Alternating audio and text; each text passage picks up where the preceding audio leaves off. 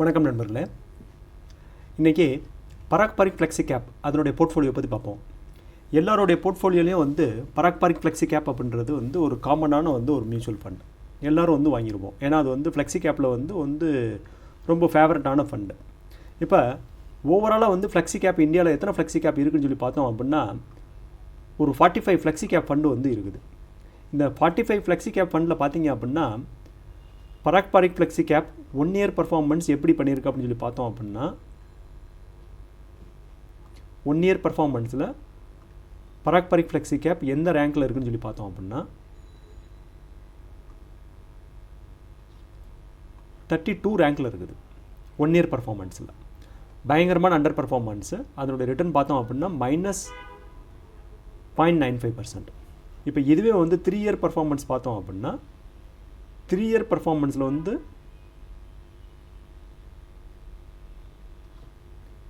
14 rank எவ்வளோ return கொடுத்துருக்கா அப்படின்னா 14.57% ரிட்டர்ன் கொடுத்துருக்கு.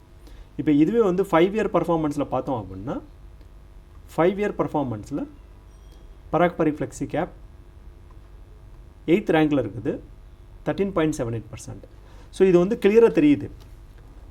1 இயர் பர்ஃபார்மன்ஸில் அண்டர் பர்ஃபார்மன்ஸ்னால் இருக்குது, 3 இயர் பர்ஃபார்மன்ஸில் கொஞ்சம் பெட்டராக இருக்குது, 5 இயரில் இன்னும் கொஞ்சம் நல்லா பெட்டராக இருக்குது. அப்போ இது என்ன தெரியுது அப்படின்னா 1 இயர் பர்ஃபார்மன்ஸ் தான் ரொம்ப இம்பார்ட்டண்டான விஷயம். ஏன்னா லாஸ்ட் 1 இயரில் எப்படி பர்ஃபார்ம் பண்ணியிருக்கு அப்படின்றது.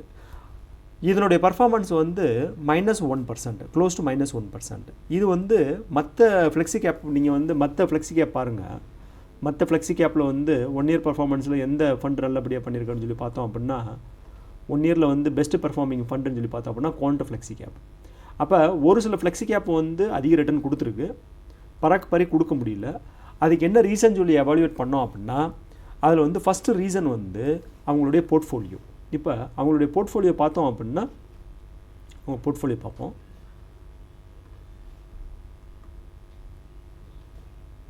பராக் பாரிக் ஃப்ளெக்ஸி கேப்போடைய டீட்டெயில்டு போர்ட்ஃபோலியோ பார்த்தோம் அப்படின்னா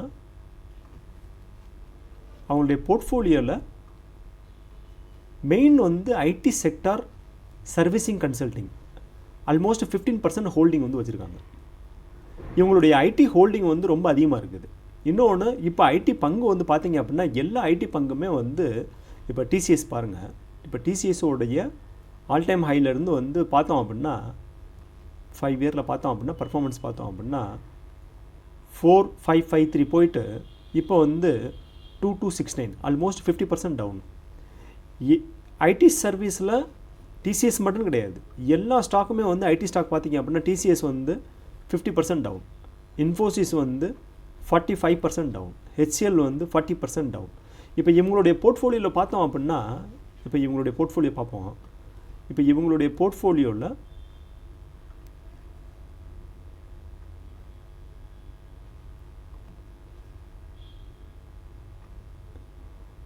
ஹெச்டிஎஃப்சி பேங்க் 8% இருக்குது, பவர் கிரிட் கார்பரேஷன் 6% இருக்குது, ஐடிசி 6%, பஜாஜ் ஹோல்டிங் 6%, 4%.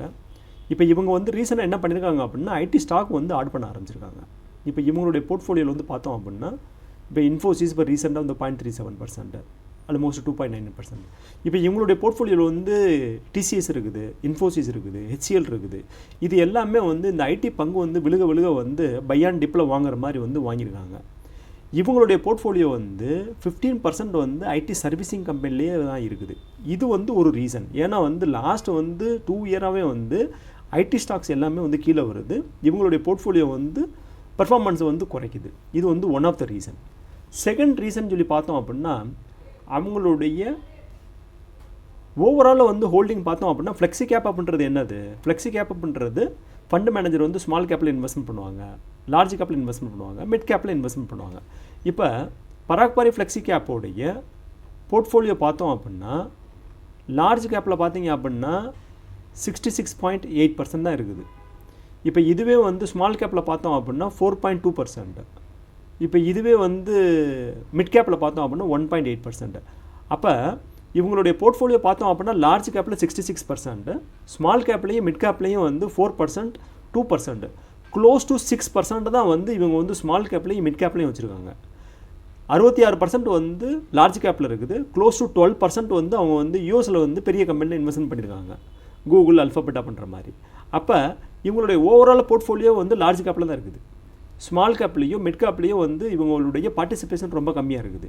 ஃப்ளெக்ஸி கேப்புன்னும் போது ரிட்டர்ன் வந்து உங்களுக்கு வந்து லார்ஜ் கேப்பை தவிர வந்து லார்ஜ் கேப் நிஃப்டி 50 காட்டில் வந்து ரிட்டர்ன் வேணும் அப்படின்னா ஸ்மால் கேப்லேயும் மிட் கேப்லேயும் பர்சன்டேஜ் அதிகமாக இருந்தால் மட்டும்தான் வந்து போர்ட்ஃபோலியோவில் வந்து அவங்க வந்து எடுக்க முடியும். ஏன் வந்து இவங்க வந்து போர்ட்ஃபோலியோவில் வந்து ஸ்மால் கேப் மிட் கேப் வந்து ரொம்ப கம்மியாக இருக்குது அப்படின்னா அவங்களுடைய ஏயுஎம் கூட ஒன் ஆஃப் த ரீசன். ஏயுஎம்னா என்னது? Asset under management. இப்போ இந்த இவங்களுடைய அசட் அண்டர் மேனேஜ்மெண்ட்டில் 1,43,388 crore வந்து அவங்ககிட்ட இருக்குது. அப்போ 1% வந்து ஒரு ஸ்டாக் வாங்கணும் அப்படின்னா இந்த போர்ட்ஃபோலியோ பேசிஸில் அவங்க வந்து 1,433 crore வந்து இன்வெஸ்ட்மெண்ட் பண்ணணும். நீங்கள் யோசிச்சு பாருங்கள், ஒரு ஸ்மால் கேப் கம்பெனியுடைய டோட்டல் மார்க்கெட் கேப்பே வந்து 3,000 இல்லாட்டினா 5,000 தான் இருக்கும். இப்போ அந்த கம்பெனியில் வந்து 1,400 crore நீங்கள் வந்து இன்வெஸ்ட்மெண்ட் பண்ணணும் அப்படின்னா க்ளோஸ் டு 30% இன்வெஸ்ட்மெண்ட் பண்ணுறதுன்றது வாய்ப்பே கிடையாது. ஏன் வாய்ப்பு கிடையாது அப்படின்னா மியூச்சுவல் ஃபண்ட் வந்து ஒரு கம்பெனியில் வந்து மேக்ஸிமம் வந்து 10% தான் வாங்க முடியும், அதுக்கு மேலே வாங்க முடியாது.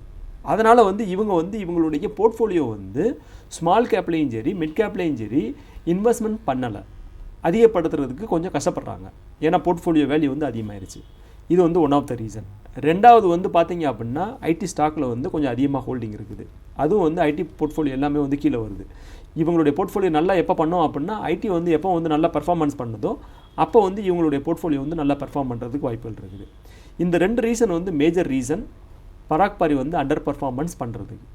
இப்போ இதை தவிர வந்து வேறு ஒரு ஃப்ளெக்ஸி கேப்பை பார்க்கணும் அப்படின்னு நினச்சிங்க அப்படின்னா ஒரு சின்ன ஃபண்ட் ஹவுஸ் பார்க்கலாம். ஏன்னா அவங்களுடைய போர்ட்ஃபோலியோவில் வந்து ஏயுஎம் அதிகமாக இல்லை அப்படின்னா ஃப்ளெக்ஸி கேப்லேயே வந்து மிட் கேப்லேயும் சரி ஸ்மால் கேப்லேயும் வந்து இன்வெஸ்ட்மெண்ட் அதிகமாக இருக்கும். ஃப்ளெக்ஸி கேப்புடைய பர்பஸே வந்து என்ன அப்படின்னா பிரித்து இன்வெஸ்ட்மெண்ட் பண்ணுறது, large cap, small cap, mid cap அப்படின்னு சொல்லி. இப்போ இதில் வந்து 1 year பர்ஃபார்மன்ஸில் வந்து டாப் ஃபண்டில் வந்து இப்போ இது வந்து ஒரு ஃபண்டு ஹிலியோஸ் ஃப்ளெக்ஸி கேப் ஃபண்டு அப்படின்றது. இது வந்து சமீர் அரோரா, இவர் வந்து ஒரு ஃபேமஸான ஃபண்டு மேனேஜர் தான். இவருடைய ஆர்கனைசேஷனில் வந்து ரன் பண்ணக்கூடிய ஃபண்டு. இது வந்து ஜஸ்ட் ஃபார் இன்ஃபர்மேஷன் தான், இது வந்து ரெக்கமெண்டேஷன் கிடையாது. ஒரு இவருடைய ஃபண்டோடைய பர்ஃபார்மன்ஸ் போர்ட்ஃபோலியோ எப்படி இருக்குன்னு சொல்லி பார்ப்போம். இப்போ லாஸ்ட் 1 yearல பர்ஃபார்மன்ஸ் வந்து 8.46% இருக்குது. இப்போ இதை தவிர வந்து மெயின் வந்து இவங்களுடைய ஹோல்டிங்கு லார்ஜ் கேப்பில் வந்து பார்த்தீங்க அப்படின்னா 63%, ஸ்மால் கேப்பில் 15%, மிட் கேப்பில் க்ளோஸ் டு 20%. அப்போ இது வந்து ஒரு கரெக்டான mix, large cap, small cap, mid cap. இப்போ இவங்களுடைய போர்ட்ஃபோலியோ பார்த்தீங்க அப்படின்னாலுமே கூட இப்போ இவங்களுடைய போர்ட்ஃபோலியோ பார்த்தோம் அப்படின்னா போர்ட்ஃபோலியோவில் வந்து ஐடி செக்டர் பார்த்தீங்க அப்படின்னா 0 ஹோல்டிங்கு. ஐடி செக்டரே கிடையாது பாருங்கள். ப்ரைவேட் பேங்க்கில் இருக்குது, ஸ்பெஷலைஸ்டு ஃபைனான்ஸில் இருக்குது. இது வந்து ரொம்ப வந்து ஒரு கான்ட்ரேரியரான வியூ, ஆப்போசிட்டாக வந்து வியூ பண்ணுறாங்க. ஐடி வந்து இவங்க வந்து என்ன பண்ணுறாங்க அப்படின்னா ஃப்யூச்சரில் வளர்கிறதுக்கு வாய்ப்புகள் கம்மி அப்படின்ற மாதிரி வந்து கான்ட்ரேரியன் வியூ எடுத்திருக்காங்க. அப்போ நம்மளுடைய போர்ட்ஃபோலியோவில் வெறும் பராக் பாரி ஃப்ளெக்ஸி கேப் மட்டும் வைக்கிறது பெஸ்ட்டா இல்லை வந்து ஒரு கான்ட்ரேரியன் ஃப்ளெக்ஸி கேப் வைக்கிறது பெஸ்ட்டான்னு சொல்லி கேட்டிங்க அப்படின்னா better to have 1 more flexi gap. ஏன்னா அதனுடைய ஃபண்டோட பெர்ஃபார்மன்ஸ் டிஃப்ரெண்ட்டாக இருக்கும், இதனுடைய ஃபண்டோட பெர்ஃபார்மன்ஸ் டிஃப்ரெண்ட்டாக இருக்கும்.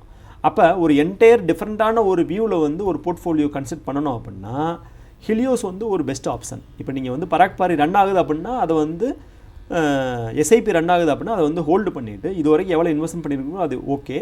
புது இன்வெஸ்ட்மெண்ட் வந்து ஹிலியோஸில் வந்து ஹிலியோஸும் சரி நீங்கள் இன்னும் கொஞ்சம் ஒரு ஃபண்டு கூட பார்க்கலாம். நிறைய ஃபண்டு வந்து கான்ட்ரேரியன் வியூ வந்து ஐடியில் வந்து 0 ஹோல்டிங் வச்சுருக்காங்க. அந்த மாதிரி இருக்கக்கூடிய ஃபண்ட்லேயும் நீங்கள் வந்து எவாலுவேட் பண்ணி ஒரு கான்ட்ரேரியன் வியூவாக நம்மளுடைய போர்ட்ஃபோலியோவில் பராக் பாரி ஃப்ளெக்ஸி கேப் ப்ளஸ் வந்து இன்னொரு ஃபண்டு வேர் மிட் கேப்பில் வந்து ஹோல்டிங் இருக்குது, ஸ்மால் கேப்பில் ஹோல்டிங் இருக்குது, சேம் டைம் ஐடியில் ஹோல்டிங் இல்லை. அப்போ நம்மளுடைய போர்ட்ஃபோலியோ பெர்ஃபார்மன்ஸ் பார்த்தீங்க அப்படின்னா அடுத்து வந்து ஒரு 3 yearsலையோ 5 yearsலையோ பார்த்தீங்க அப்படின்னா ஒரு பெட்டர் ரிட்டர்ன் கொடுக்குறதுக்கான வாய்ப்புகள் இருக்குது. தேங்க்யூ ஃபார் வாட்சிங்.